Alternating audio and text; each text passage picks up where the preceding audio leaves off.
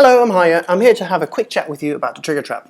First, let's whisk around to the side here. Here we'll find two of the first sensors we've got. There's the light sensor, and we also have the audio sensor.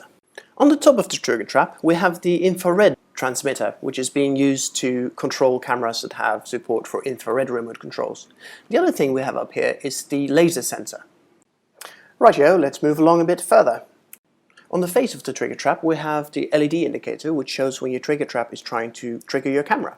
We also have the touch-sensitive buttons that are being used to interact with your Triggertrap, such as choose which sensors you want to use, how sensitive you want them to be, and any delays and anything like that. Finally, there's the LCD display. So you talk to the Triggertrap by pressing the touch-sensitive buttons, and it talks back with the LCD display. Alright, let's have a peek at the bottom. You've got your USB port, which is being used for if you want to power the Triggertrap with an external power source, or maybe if you want to update the Triggertrap with new software, or if you want to hack it yourself. Next is the on-off switch, which does exactly what it says on the tin.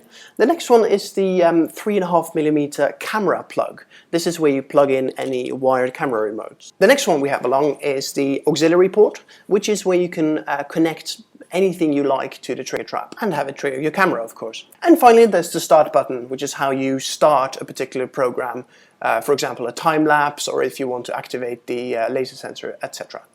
So there we have it, a quick tour of the Triggertrap. For more information, check out triggertrap.com. Cheers, bye!